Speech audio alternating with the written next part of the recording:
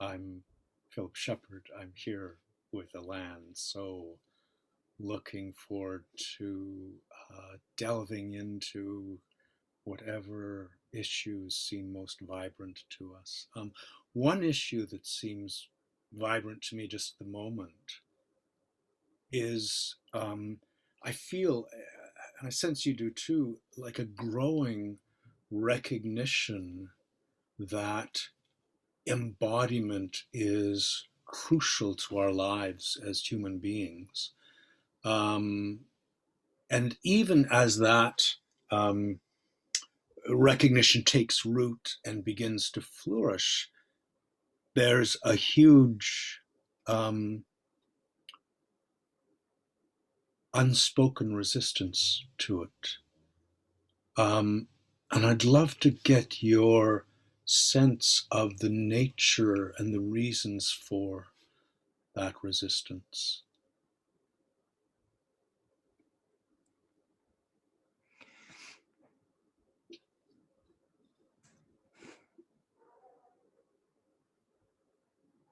I would never choose to learn in another path than embodiment, but it's so painful to tap into embodiment. And it's not about embodiment, but it is about the reunion of the inner and the outer world. It's about the reunion of the here and now and the transcendence. So by embodying this reunion that all of us know and are in our essence, we can use the term of embodiment in order to be a living proof for suffering is unnecessary. And we are inevitably a living proof for we want to share and we want to love, and we are vibrantly alive and we love this life. And then seeing all of this fear from freedom, fear from sensing, fear from embodiment is just, it's such a workout. It's such a workout. It seems to be so much easier to sit down and pray to a God who is externalized from me, or to do a meditation technique, or to be fancy in my yoga leggings. But embodiment is underneath, and it's something, or it can be something underneath, or it opens up the field underneath. And I think, Philip, all of us, we are defending our misery because we are so much more comfortable with being small than with the truth that we are incredibly powerful. And whenever we tap into this direction of being incredibly powerful, we hit the upper limit of who are you talking about yourself like that? Like you are a sinner, you are a human being. And my biggest aspiration is if we human beings want to change this world or want to hand over a happy world to our children where it wasn't a mistake that we made children in our lives. When we want to do that, we have to overcome the comfort zone of being a sinner. We are not. Primarily, we are not. We are traumatized beings, and that is, we are twisted in our perception. But everything that we are doing is still an innocent attempt of our instincts, of trying to get that we survived. So there is no enemy, there is no problem in that way, or the problems are in another way. And I'm not, there is no language in which I can say something and point with the words towards what needs to be pointed at. And I'm walking through this insanity 24/7. And my nervous system can handle that. And every nervous system can handle that. But it is a workout. And I'm so outraged about this culture. In this moment, Philip, it's so easy to see a young woman who cries and to write a fucking YouTube comment about her being desperate or needing help. And all of that is such a bullshit. How is it possible that we forgot the dignity of tears and desperation and shaking things up? How is it possible that we started to respect the suit, the PhD, the functioning? How is that possible? All of us want to stop holding back, and nobody does. It's always the safer game.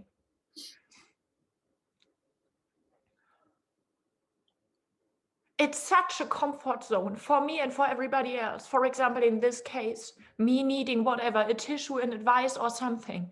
Yes, I would have needed some tissues. You would have needed some tissues. You would have needed a bit of support, a bit of advice, a bit of friendship in dark times, Philip. Yes. And at the same time, I think you need less than most people because you are more alive. And if everybody else is also alive, he or she might show up. Why do we have so much to wait for each other? Why do we have to be so correct? I feel so tired of titrating the things I have to digest inside. I'm so tired of being nice, but I feel in these moments how risky it is to be not nice. It's so risky. The more I go into the risk, the more it's about just being naked and vulnerable and wounded.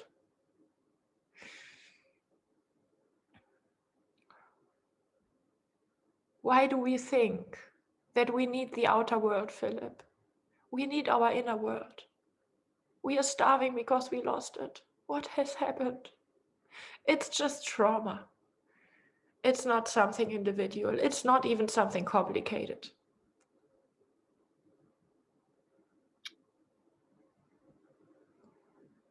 Yeah. So eventually, maybe, why do we run from embodiment? Because we run from losing our masks. And I'm losing a bit of my mask right now, and it doesn't feel comfortable. It feels vulnerable, also because, not because I'm crying or looking weird, but because I can filter less how much I talk about myself or others in good or bad terms. All of that is so vulnerable. Trying to see oneself is so difficult because it's so, whenever you tap into the direction of your own powers, you get beaten up. Everybody does. It's so much easier to be humble. I do not want our traditional spiritual teachings talking about humbleness. We need to be humble, yes, but not where we think we need to be humble. We need to step up where we think we need to be humble. We need to be proud about our existence, about our capacities, and we need to be greedy about getting them onto the road. It would be so much fun.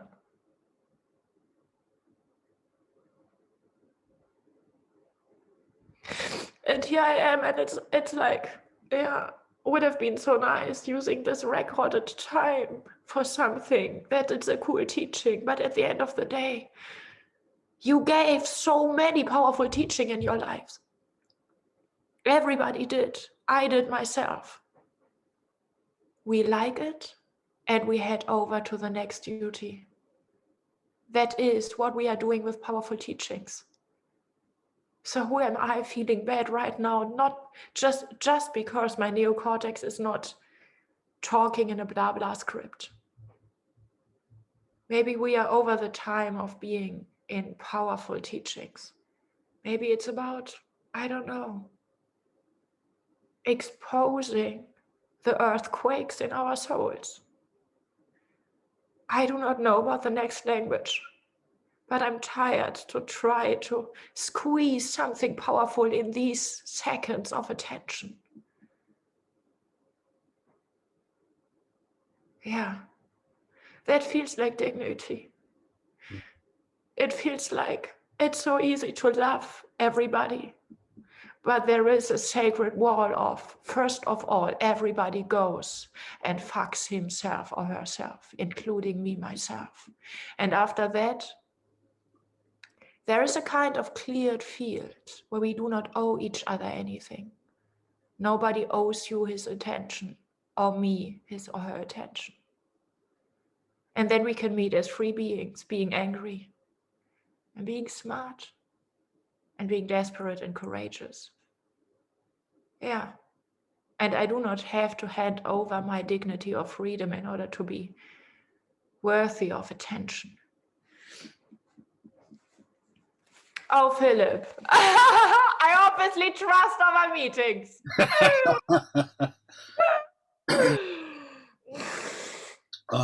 It is so refreshing Yeah. to have wounds exposed, Ilan. Because I sit here and I look at the utter insanity of the way we are living. And it's so hard to feel hope because the the web of comfort and entitlement and isolation, it's in every mote of our daily existence. It's in the way we pave our roads and have this is for cars and this is for pedestrians, and the red light means you stop and the green light means you go, and we are driven by authoritative messaging that we are not aware of, and that the rage of being that is ignited by that compromising of who we are is life-saving. But rage is a bad emotion. You shouldn't feel anger. Anger is sort of self-harm. No, anger is this cry for truth and for life. And I look at this wound, and I see it. No one's responsible for it. It's what we've inherited from, from my point of view, from the Neolithic Revolution, where we've begun to take control. And then the issue is, what do you put your trust in? And we do not put our trust in life. We put our trust in order and control. We don't into the trust prison. Yes, it becomes a prison. And within that prison, we feel separate from the world. We feel separate from nature, from the sky, from the breeze. Like, I'm in here and the world is out there, and I can just organize myself, and if I do that well enough, I can win. And then I'll exploit what is out there to my best advantage. And isn't that success? So we've put our trust in a form of success that has absolutely nothing to do with wholeness, with growing into your responsiveness and your responsibilities and your felt relationships, recognizing your primary truth, which is that you belong to the world. And I would even say recognizing our primary desires and instincts. Well, We deal with these things as if we would have to sacrifice our pleasure in order to live up to be those ethical beings. And it's like, no, we would have to tolerate our pleasure. That would save the world overnight. How much pleasure is there in a prison cell? Right? Where you have your little TV and you have your little book and you have your little phone, and you hunker down, and there is this teeming dance, and the world is summoning you. It's whispering to you at every moment to come and join it. You have been born with these gifts that no one else in the world has ever had, this unique cluster of gifts. And at every moment, the world is calling you to live them and risk and play and give yourself to that joy. So weird that we ended up here in a Zoom call trying to do an advertising for being happy and in paradise. Yeah. Like what has happened to a setting around that makes those settings happen?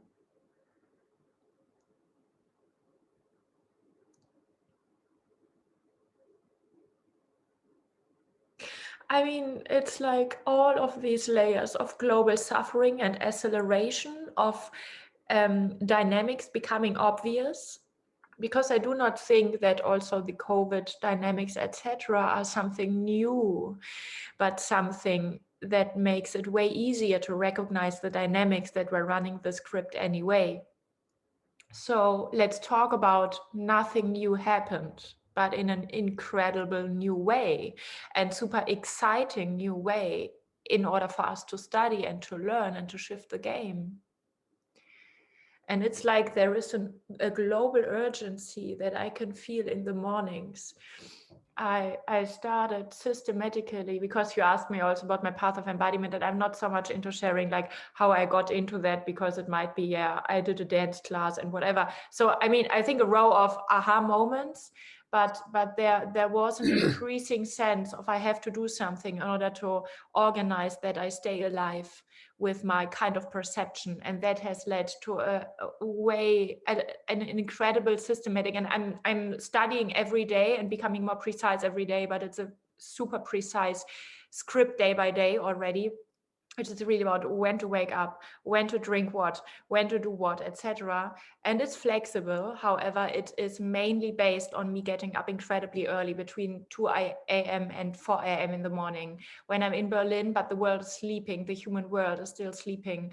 And my nervous system, and not mine, I mean my nervous system, but at the same time, I would say the nervous system, it's almost flooding into this global situation, being this global situation, and looking for moments of where to stop holding back, how to stop holding back. It's like a living research that all of us are in this era. We have never been here before. We never had these urgencies and challenges around. Never, ever something has been globally so threatening as in this era being handed over to us, with all the grace of paradise saying, lose it, baby. Die and suffer as much as you want. I will love you to death. And if you want to die, you are welcome to die. And you are welcome to dance, and you are welcome to be blissed out as well, as you know.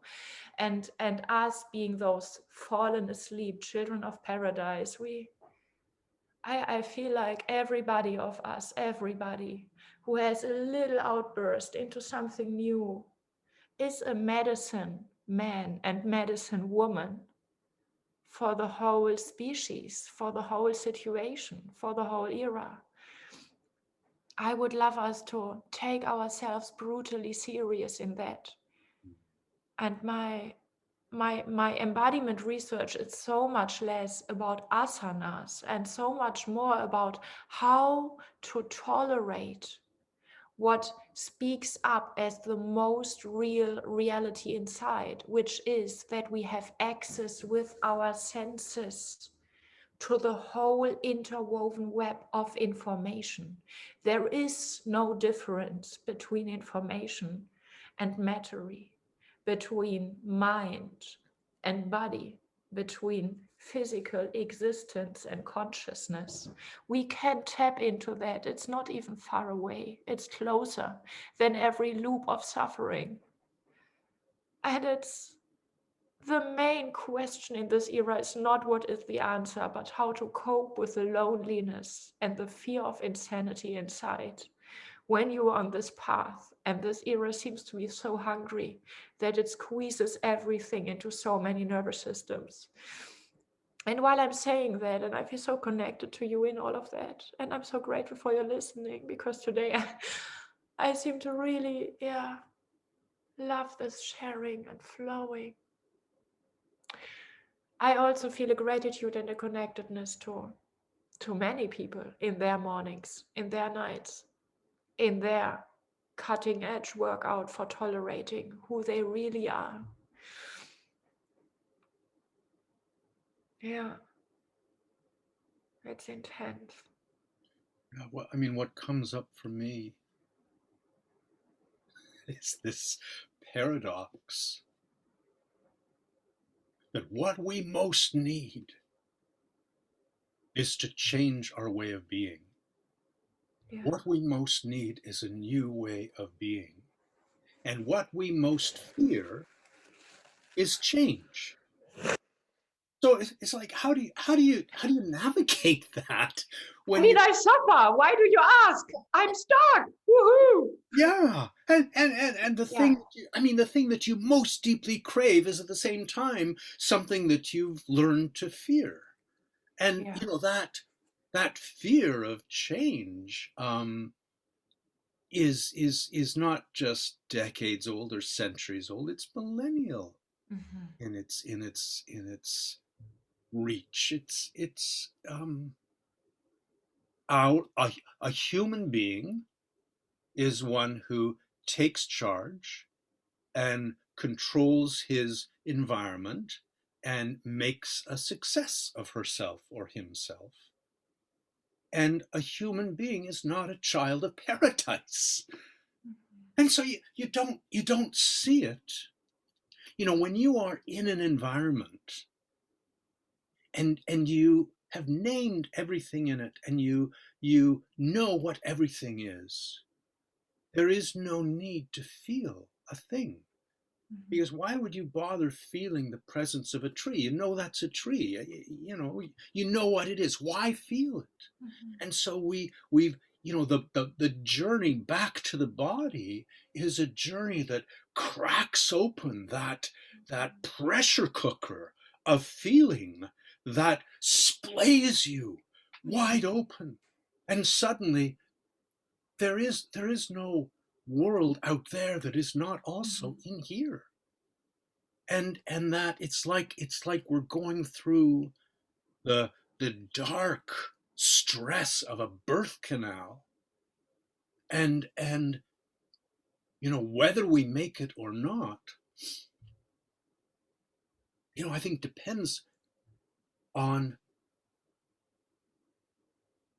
our ability to let go of what we know and find the strength and the courage to feel both what has been prohibited within us, but also the tender myriad living relationships we have with the world around us.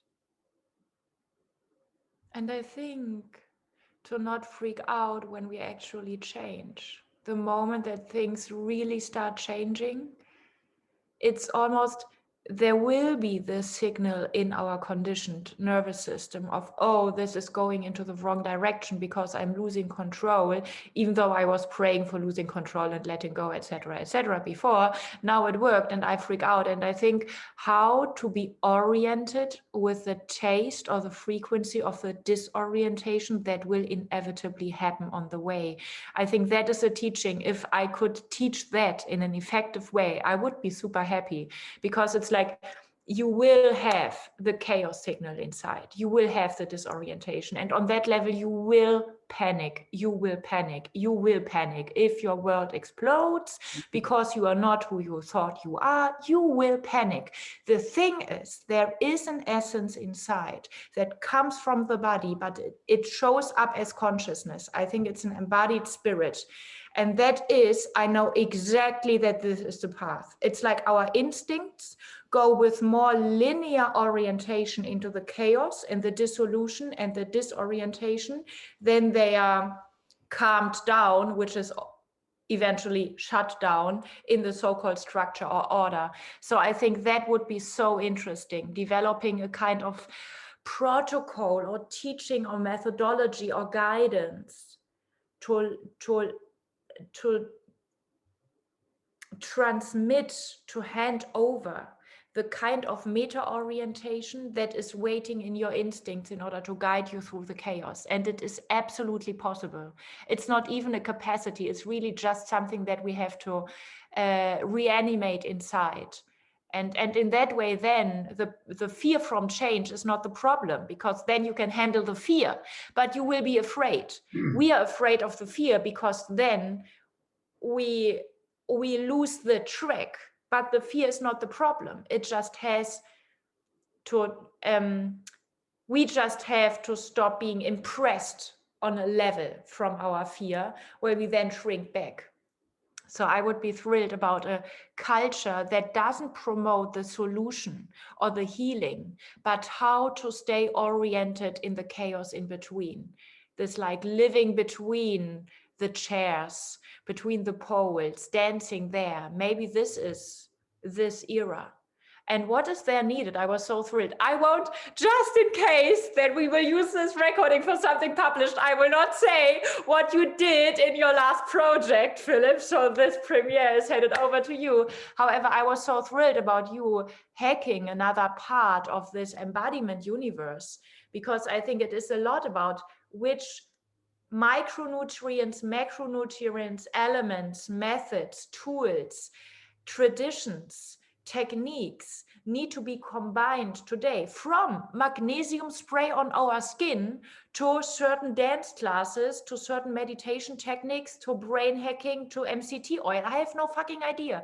But what needs to be combined nowadays in order to provide our also damaged nervous system with just super pragmatic, realistic stuff in order to let through into our awareness what I would call this embodied spirit that then knows the path in spiritual terms, in psychological terms, and in instinctive terms. We do not have to differentiate. We do not have to decide.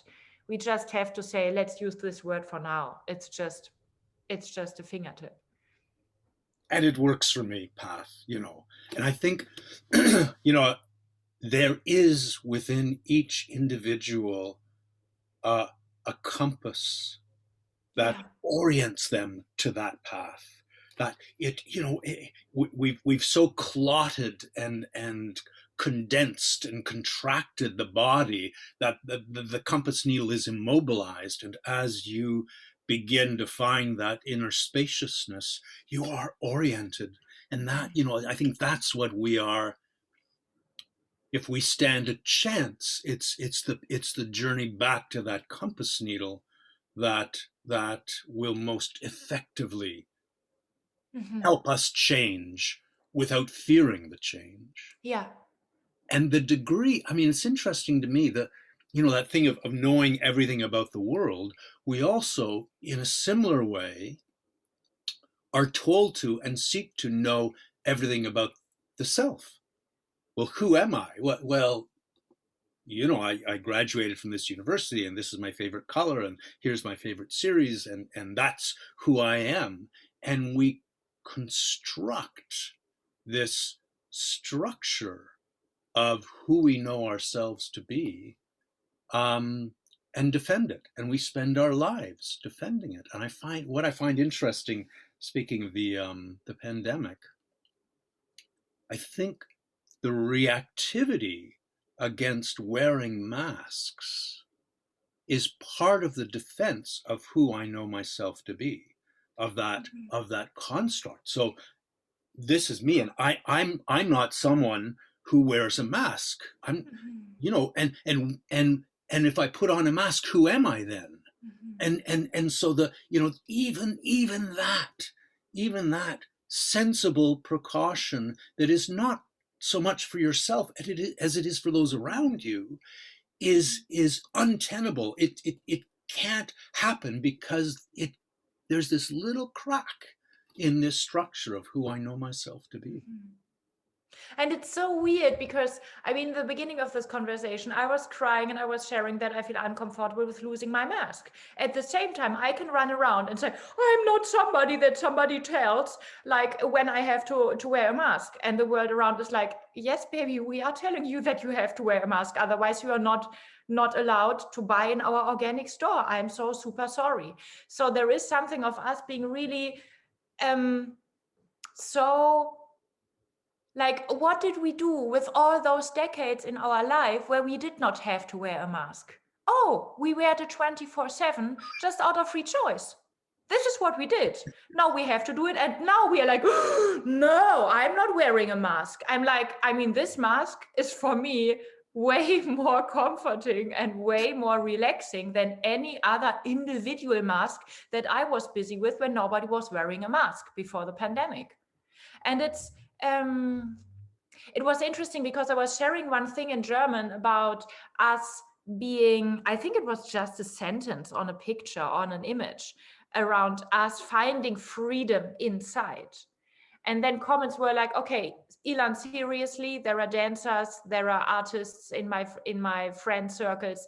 Do you want me to tell them that they have to find their bliss inside? They are not allowed to perform, they are not allowed to fill theaters, etc. I was like, I mean, yes, that's not something new. We have to find the bliss inside. We have to find the freedom inside. And if we would find the freedom inside, we would from then have the compass to create the freedom outside. But it's like us now blaming the outer world. You took away my freedom. Oh, what did I do with my freedom? For example, my freedom in digital speech, which is over nowadays. It's definitely over. Everybody can be censored in social media. However, what did we do with this digital freedom when it was real for us? We watched porn and we shared videos of little kitten. That is what we did with our freedom. And now we are crying for help because Big Papa or Big Dad or our big father, whoever, Big Brother, took our freedom away. And there is something that really doesn't work in our way of seeing why we get into trouble. It's not because of the mask. It's not because of the politics due to pandemics. It's because now we have to handle being confronted with something that we chose to not feel confronted by before, but it was present in us before. To some extent now, when all of us are suffering from this symptom of I feel unfree, we are almost on a global path of recovery. If you look at a flu as this is the beginning of the healing process, you have been sick before, but now your immune system starts to fight against it, then I would say, now we are looking for freedom. Quite interesting. Better late than never. So it's almost refreshing how we now say we want to be free. And at the moment, I think if the pandemic would be over, the mask era, etc., would be over, we would just fall asleep again. I want us to be shaken up longer. And I think it can work. Let's see. Small virus, but pretty precise. Resistant being. Yeah, yeah. It's managed to insinuate itself into our lives despite its Yeah. microscopic size. Yeah. There's another sort of paradox that comes up for me, with wanting freedom, wanting to uh, know yourself in a way. I mean, people do, and the only way that I'm aware of to truly know yourself is to liberate that compass needle that orients. Suddenly your whole being, your whole life makes sense because it's oriented, right? And there is purpose, and yet, the fear, we've buried the compass needle in tension and trauma and fear and control, and so there's this thing, wanting the freedom, wanting the clarity of being, and looking for it everywhere, but in the place that it resides. I mean, maybe this crystal will fix me, or maybe this mandala will fix me, or and God bless the crystals and the mandalas. I'm not. It all has value, but ultimately, it's the body, and how to come back to that, how to open the body, not just to what has been buried in the pressure cooker, but to the vibrancy and currents and tenderness of the world around, of this paradise in which we live. Mhm. I think the crystals and the mandalas work because they are so smart that they somehow outsmart our awareness and resonate underneath of our limits of perception. They resonate with the body's design. So to some extent, I think we cannot say that it is something powerful from the outer world. It gets the power by resonating, by knowing our essence better than we know. So to some extent, there is no way around it. It's really reawakening the inner compass needle. And then the beautiful thing is you found the essence, and at the same time, it's a never-ending unfolding journey. So it's like I am here, I found it, and it will never end, being an amazing and sometimes disturbing adventure. So it's both. Yeah, my issue, and I don't have an issue with either the mandala or the crystal in any way. My issue is with people who are driven from novelty to novelty, trying to fix themselves Mhm. with something external that um, they don't know how to surrender to. And Mhm. yes, the crystal has an effect. Yes, the mandala has an effect, but the effect is muted by the lack of resonance within the body. And then they go to the next thing. They go to aromatherapy. They go to, and all of these things have value. They're all Mhm. of this world and born of its life. But until you um, let go of the idea that they will fix you, that they will um, give you your freedom, until you take the responsibility for that journey into the body. I mean, they will facilitate that journey, Mhm. but they're not going to fix you. It's almost like my so-called natural need or longing for being healed or fixed, which shows up or seemingly is something of it's for my own best interests. And I think it's not. It comes from this how I am confused about where my essence is based or what my essence is found on. Is based on because it's like no matter how much we are broken in the viewpoints from the outer world, our senses, our body, our instincts, our nervous system is so capable of producing gold out of whichever situation is given to it and really like hand it over in terms of digest it, like turn it around, squeeze it around, play with it, invent a new world from this wound. And in that way, it's almost a pity if we want to be perfect and fixed and repaired, because then the shimmering and the outbursts and the creation, all of that stops. We dissociate from our own deep creativity, which is Yeah. life and it is freedom. And we dissociate by that from our own deep unbrokenness, Yeah. which doesn't say that we wouldn't suffer like crazy or that we are traumatized. I'm not talking about, oh, and your parents didn't beat you up. I do not know. Many of us have been beaten up by our parents. And still, there is something, whomever survived such a hell in childhood, I do not want him or her to not know the inner unbroken essence. Yeah. I want them to know this is why we made it. That seems Yeah. like a natural place to, with reluctance, bring the conversation to an end. I don't know if Yeah. it does to you too. Yeah.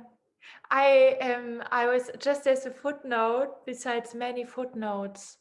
It's so interesting how we touch over and over again by jumping into embodiment terms the terms of non-duality and how non-duality would offer a matrix of ending the suffering and ending the war and the violence, almost as if violence is in the field when we are using language in another matrix than the non-dual matrix in the background. So I just want to mention that in order to, yeah, kind of almost show how those poles of the body and the non-dual consciousness shake hands, or no, we are one, and how that becomes over and over visible or graspable in our conversations is something very, very interesting for me. And I will add one footnote, which is that in a culture that is resolutely disembodied, even non-duality can become corrupted to say, well, none of this really exists. It's all just a dream. Yeah. And How about, yeah, how about non-duality being shimmering without us running towards it because we are afraid of our own suffering? I think when we see non-duality as a reality without needing it or wanting to be close to it because we do not want to handle the intensity of the global and individual suffering, I think that would set us free. Otherwise, we are just intelligent idiots who wrote or read a book about non-duality, and at the end of the day we are just grateful because we do not have to sense anything. And that's the shame, the same starving of life and aliveness inside, as if we would have stayed stupid or uninformed about non-duality at all. okay, my last footnote is that the intelligence of the head, when it dissociates from the body, sees only duality. I'm in here, the world is out there. All it knows is separation and duality. When we come back to the intelligence of the body and reunite with it, it understands wholeness. It lives in wholeness. And it's not an idea, it is a felt experience. It is paradise.